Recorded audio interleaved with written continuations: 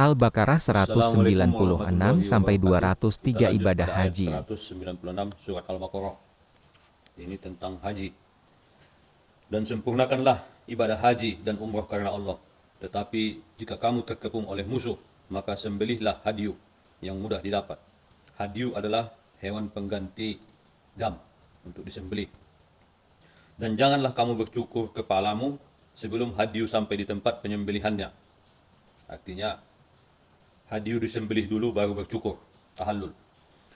Jika ada di antara kamu yang sakit atau gangguan di kepalanya lalu dia bercukur, maka dia wajib berfidyah, yaitu berpuasa, bersedekah dan berkurban. Tetapi karena jika ada yang terpaksa harus mencukur kepalanya sebelum hadyu sampai ke penyembelihan, maka dia wajib membayar fidyah, yaitu berpuasa, bersedekah dan berkurban. Apabila kamu dalam keadaan aman, maka barang siapa yang mengerjakan umroh sebelum haji, dia wajib menyembelih hadyu yang mudah didapat. Inilah yang dimaksud dengan haji tamattu, haji yang mendahulukan umroh kemudian ibadah haji. Tetapi jika dia tidak mendapatkannya, maka dia wajib berpuasa 3 hari dalam musim haji dan 7 hari setelah kamu kembali ke tempat asal ataupun negara asal.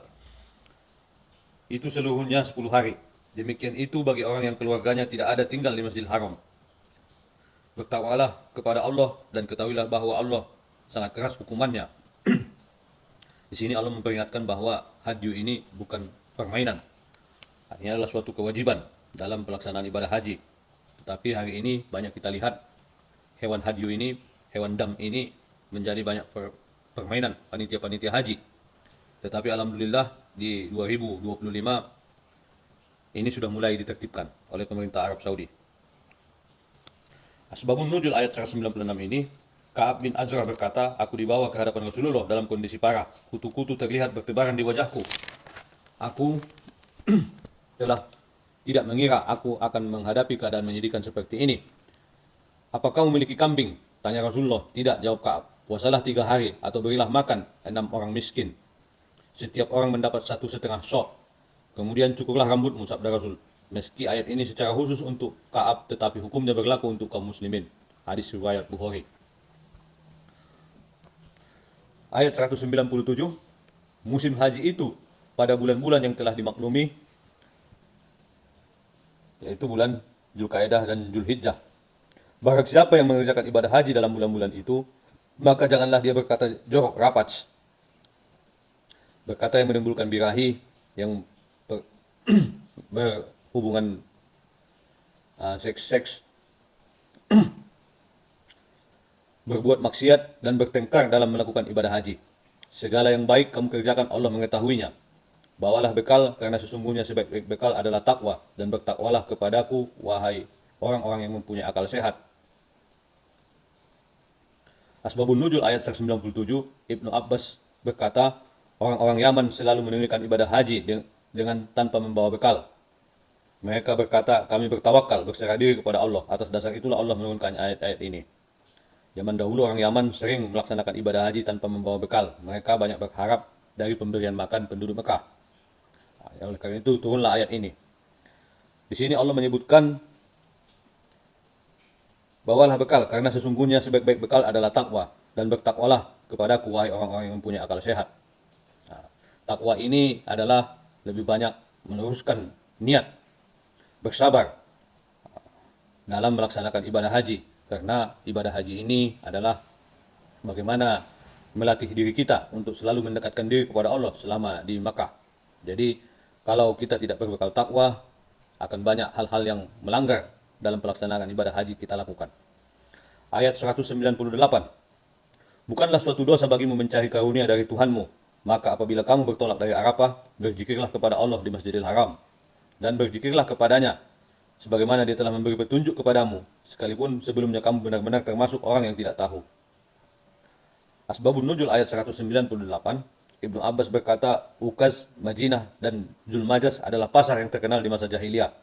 Orang-orang merasa berdosa jika melakukan perniagaan pada musim haji. Lalu mereka menanyakan hal itu kepada Rasulullah. Sebagai jawabannya Allah menurunkan ayat ini. Hadis riwayat Bukhari.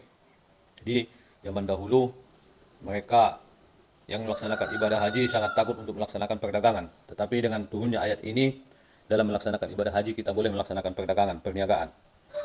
ayat 199. Kemudian bertolaklah kamu dari tempat orang bertolak Arafah dan mohonlah ampun kepada Allah. Sungguh Allah Maha Pengampun, Maha Penyayang. Asbabun Nuzul ayat 199.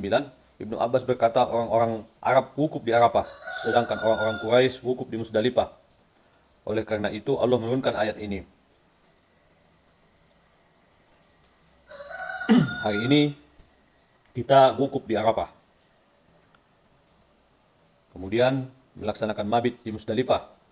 Selanjutnya meneruskan ke Mina untuk melaksanakan mabit dan melaksanakan pelontaran di Jamarot. Ayat 200. Apabila kamu telah menyelesaikan ibadah haji, maka berzikirlah kepada Allah sebagaimana kamu menyebut-nyebut nenek moyang kamu. Bahkan berzikirlah lebih dari itu. Maka di antara manusia ada yang berdoa, ya Tuhan kami, berilah kami kebaikan di dunia dan di akhirat. Dia tidak memperoleh bagian apapun. Di sini kita tidak memperoleh bagian di akhirat jika kita hanya memilih meminta kebaikan di dunia. Ayat 201. Dan di antara mereka ada yang berdoa, ya Tuhan kami, berilah kami kebaikan di dunia dan kebaikan di akhirat, dan lindungilah kami dari azab neraka. Ayat 202. Mereka itulah yang memperoleh bagian dari apa yang telah mereka kerjakan, dan Allah Maha cepat perhitungannya. Asbabun Nuzul ayat 201-202. Ibnu Abbas berkata, kedua ayat ini diturunkan agar kaum muslimin memanjatkan doa dengan memohon kebaikan di dunia dan di akhirat. Tidak hanya kebaikan di dunia dan melupakan akhirat. Hadis riwayat Ibnu Abi Hatim. Ayat 203. Dan berzikirlah kepada Allah pada hari yang telah ditentukan jumlahnya. Barang siapa yang mempercepat meninggalkan Mina setelah 2 hari, maka tidak ada dosa baginya. Dan barang siapa mengakhirkannya, tidak ada dosa pula baginya, yakni bagi orang yang bertakwa. Dan bertakwalah kepada Allah. Ketahuilah bahwa kamu akan dikumpulkannya. Barang siapa yang mempercepat meninggalkan Mina setelah 2 hari, maka tidak ada dosa baginya. Ini yang disebut dengan nafar ula.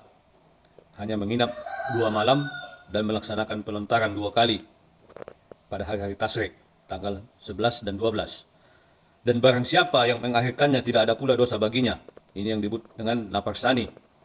Ya, 3 hari menginap di Mina dan melaksanakan 3 hari pelontaran. Yakni bagi orang yang bertakwa, dan bertakwalah kepada Allah dan mengetahui bahwa kamu akan dikumpulkannya.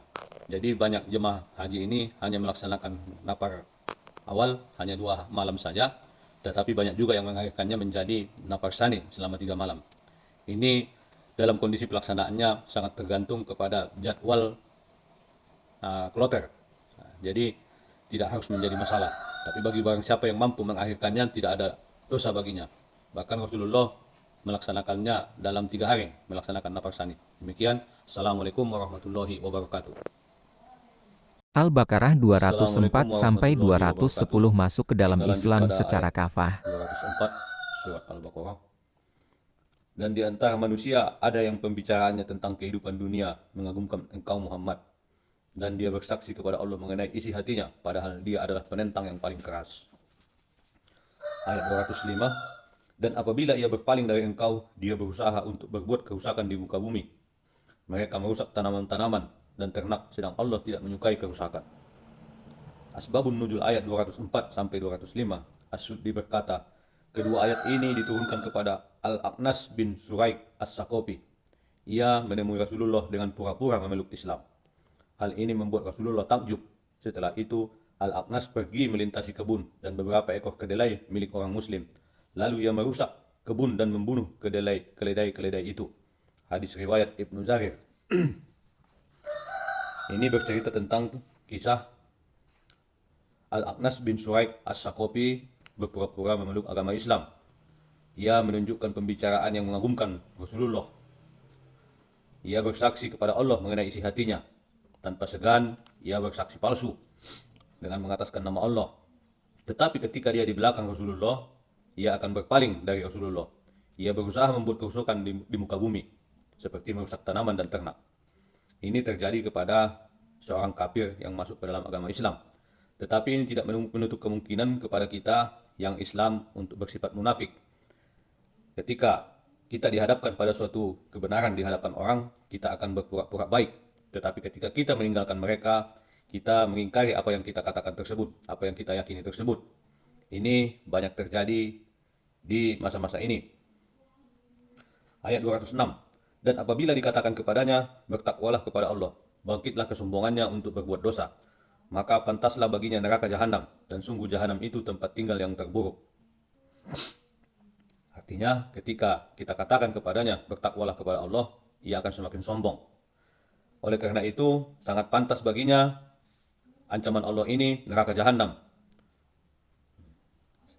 Ketika tadi Al-Aqnas berpura-pura masuk agama Islam, secara syariat dia jelas pindah agama, masuk ke dalam Islam. Tetapi di dalam hatinya ia menolak semua kebenaran itu. Ia hanya mencari pembenaran di hadapan Rasulullah, tapi ketika dia di belakangnya ia akan berbuat kerusakan. Kemudian di ayat 207, dan di antara manusia ada orang yang mengorbankan dirinya untuk mencari keridhaan Allah, dan Allah Maha Penyantun kepada hamba-hambanya. Asbabun Nuzul ayat 207, Sa'id bin Musayyab berkata, suatu hari Suhaib hijrah ke Madinah mengikuti Rasulullah. Dalam perjalanan Suhaib dikejar orang-orang kafir Quraisy. Ia turun dari tunggangannya bersiap dengan anak panah di tangan dan berkata, wahai kaum kafir Quraisy, demi Allah, kalian tentu mengetahui jika aku adalah seorang pemanah ulung. Kalian tidak akan bisa menyerangku. Sekarang kalian pilih salah satu dari kalian semua mati terbunuh, atau kalian dapat memiliki seluruh hartaku di Mekah, dengan syarat kalian tidak mengganggu hijrahku ke Madinah. Orang-orang kafir ini memilih harta Suhaib dan membiarkan hijrah ke Madinah. Setiba di Madinah, Suhaib menceritakan peristiwa yang menimpa kepada Rasulullah. Mendengar hal itu, Rasulullah bersabda, engkau telah beruntung, wahai Abu Yahya. Atas hal itu turunlah ayat ini. Ini tentang cerita Suhaib yang memberi pilihan kepada kafir Quraisy untuk mengambil hartanya yang tinggal di Mekah dengan syarat membiarkan Suhaib untuk hijrah ke Madinah. Ini adalah contoh orang-orang yang mengorbankan dirinya untuk mencari keridhaan Allah. Ayat 208. Wahai orang-orang yang beriman, masuklah ke dalam Islam secara keseluruhan dan janganlah kamu ikuti langkah-langkah setan. Sungguh ia musuh yang nyata bagimu. Ayat 208 ini adalah kontra dari ayat 204 dan 205. Di sini disampaikan pada orang beriman, masuklah ke dalam Islam secara keseluruhan, jangan bersifat munafik. Janganlah kamu ikuti langkah-langkah setan, langkah-langkah yang rusak, langkah-langkah yang fasik, langkah-langkah yang tidak diridhoi oleh Allah. Kemudian ayat 209, tetapi jika kamu tergelincir setelah bukti-bukti yang nyata kepadamu, ketahuilah bahwa Allah Maha Perkasa dan Maha Bijaksana. Ayat 208-209 ini mempunyai asbabun nuzul. Ikrimah berkata, suatu saat ada sekelompok orang Yahudi seperti Abdullah bin Salam, Salabah, dan Asyad bin Ubaid menghadap Rasulullah. Mereka hendak beriman dan meminta agar mereka diizinkan untuk memuliakan hari Sabtu sebagai hari besar dan membaca mengamalkan Taurat pada malam hari. Allah lalu menurunkan kedua ayat ini. Hadis riwayat Ibnu Jarir. Ayat 208 menyatakan, wahai orang-orang yang beriman, masuklah kamu ke dalam Islam secara keseluruhan. Kisah tentang Abdullah bin Salam, Salabah, dan Asyad bin Ubaid menghadap Rasulullah. Mereka beriman dan mereka meminta agar mereka diizinkan untuk memuliakan hari Sabtu sebagai hari besar dan membaca mengamalkan Taurat pada malam hari. Dalam surat ini dijelaskan bahwa tidak perlu Abdullah bin Salam, Salabah, dan Asyad Ubaid untuk memuliakan hari Sabtu kembali atau membaca Taurat di malam hari. Karena agama Islam yang seperti disuruhkan tadi masuklah secara kafah dan menyatakan bahwa apa yang telah disampaikan oleh Allah melalui Rasulnya sudah cukup sempurna. Tidak perlu lagi dia untuk mencampur adukan antara agama Yahudi dan agama Islam. Kemudian ayat 210, tidak ada yang mereka tunggu-tunggu kecuali datangnya azab Allah bersama malaikat dalam naungan awan. Sedangkan perkara-perkara telah diputuskan dan kepada Allah lah kita segala perkara dikembalikan. Artinya segala sesuatu telah diputuskan Allah. Kita hanya cukup beriman karena kepada Allah lah segala perkara dikembalikan. Demikian. Assalamualaikum warahmatullahi wabarakatuh. Al-Baqarah 211 sampai 220. Kita lanjut pada ayat 211 surat Al-Baqarah. Tanyakanlah kepada Bani Israel, berapa banyak bukti nyata yang telah kami berikan kepada mereka. Barang siapa yang menukar nikmat Allah setelah nikmat itu datang kepadanya, maka sungguh Allah sangat keras hukumannya. Ini peringatan bagi kaum Bani Israel agar kembali kepada jalan Allah. Ayat 212. Kehidupan dunia dijadikan terasa indah dalam pandangan orang-orang yang kafir, dan mereka menghina orang-orang yang beriman. Padahal orang-orang yang bertakwa itu berada di atas mereka pada hari kiamat. dan Allah memberi rezeki kepada orang yang Dia kehendaki tanpa perhitungan. Ayat ini menjelaskan bahwa orang-orang kafir itu akan memandang rendah orang-orang beriman. Allah memberi kehidupan yang indah dalam pandangan orang-orang yang kafir. Mereka akan menghina orang-orang beriman. Orang kafir tidak tahu bahwa orang yang bertakwa itu berada di atas mereka pada hari kiamat. Dan Allah memberi rezeki kepada orang yang Dia kehendaki tanpa perhitungan. Allah memberi rezeki kepada semua manusia tanpa memandang agama dan kesalehannya. Ayat 213. Manusia itu dahulunya satu umat, lalu Allah mengutus para nabi untuk menyampaikan kabar gembira dan peringatan. Dan diturunkannya bersama mereka kitab yang mengandung kebenaran untuk memberi keputusan di antara manusia tentang perkara yang mereka perselisihkan. Dan yang berselisih hanyalah orang-orang yang telah diberi kitab setelah bukti-bukti yang nyata sampai kepada mereka, karena kedengkian di antara mereka sendiri. Maka dengan kehendaknya Allah memberi petunjuk kepada mereka yang beriman tentang kebenaran yang mereka perselisihkan. Allah memberi petunjuk kepada siapa yang Dia kehendaki ke jalan yang lurus. Di sini Allah memberi kabar bahwa orang yang berselisih itu hanyalah orang-orang yang telah diberi kitab setelah bukti-bukti yang nyata sampai kepada mereka. Tetapi karena kedengkian di antara mereka sendiri, maka berselisihlah mereka. Dalam perselisihan ini Allah akan memberi petunjuk kepada mereka yang beriman kembali kepada jalan yang benar tentang apa yang mereka perselisihkan, sehingga Allah memberi petunjuk kepada siapa yang Dia kehendaki ke jalan yang lurus. Ini peringatan bagi kita yang sering berselisih. Ayat 214. Ataukah kamu mengira bahwa kamu akan masuk surga, padahal belum datang kepadamu cobaan seperti yang dialami orang-orang terdahulu sebelum kamu. Mereka ditimpa kemelaratan, penderitaan, dan diguncang dengan berbagai cobaan, sehingga Rasul dan orang-orang yang beriman bersamanya berkata, kapankah datang pertolongan Allah? Ingatlah, sesungguhnya pertolongan Allah itu sangat dekat. Asbabun Nuzul ayat 214. Qatadah berkata, ayat ini diturunkan kepada saat perang Ahzab ketika Rasulullah menghadapi cobaan, dikepung dan diserang pihak kaum kafir Quraisy. Hadis riwayat Abdul Razak. Ayat 215. Mereka bertanya kepadamu Muhammad tentang apa yang harus mereka infakkan.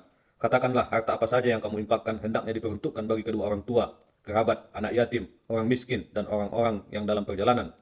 Dan kebaikan apa saja yang kamu kerjakan, maka sesungguhnya Allah Maha mengetahui. Asbabun Nuzul ayat 215. Ibnu Zurais berkata, orang-orang mukmin bertanya kepada Rasulullah, wahai Rasulullah, di mana kami harus menginfakkan harta kami? Atas pertanyaan itu turunlah ayat ini. Ayat 216. Diwajibkan atas kamu berperang, padahal itu tidak menyenangkan bagimu. Tetapi boleh jadi kamu tidak menyenangi sesuatu, padahal itu baik bagimu. Dan boleh jadi kamu menyukai sesuatu, padahal itu tidak baik bagimu. Allah mengetahui, sedang kamu tidak mengetahui. Ini merupakan suatu hukum, diwajibkan atas kamu berperang, padahal tidak menyenangkan bagimu.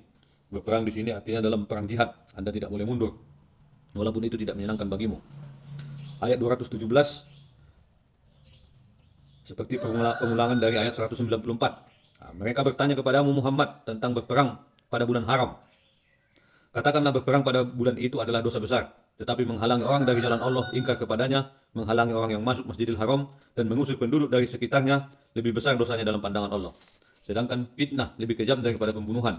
Mereka tidak akan berhenti memerangi kamu sampai kamu murtad keluar dari agamamu. Jika mereka sanggup, barang siapa murtad di antara kamu dari agama, lalu dia mati dalam kekafiran, maka mereka itu sia-sia amalnya di dunia dan di akhirat, dan mereka itulah penghuni neraka, mereka kekal di dalamnya.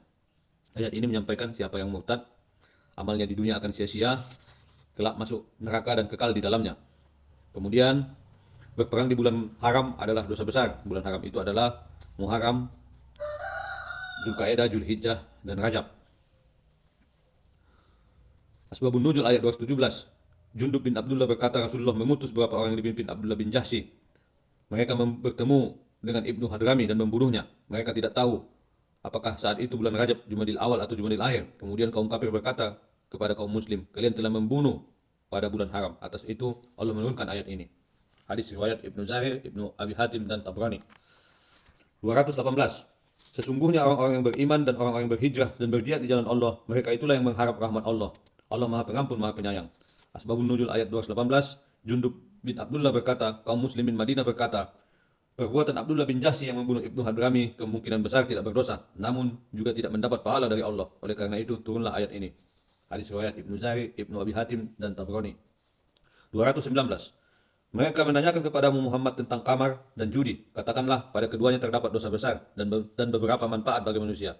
Tetapi dosanya lebih besar dari manfaatnya. Dan mereka menanyakan kepadamu tentang apa yang harus mereka infakkan. Katakanlah, kelebihan dari apa yang diperlukan. Demikianlah Allah menerangkan ayatnya dan kepadamu agar kamu memikirkannya. Ayat 220 tentang dunia dan akhirat. Mereka menanyakan kepadamu Muhammad tentang anak-anak yatim. Katakanlah, memperbaiki keadaan mereka adalah baik. Dan jika kamu mempergauli mereka, maka mereka adalah saudara-saudaramu. Allah mengetahui orang yang berbuat kerusakan dan yang berbuat kebaikan. Dan jika Allah menghendaki, niscaya Dia datangkan kesulitan kepadamu. Sungguh Allah Maha Perkasa dan Maha Bijaksana. Asbabun Nuzul ayat 220.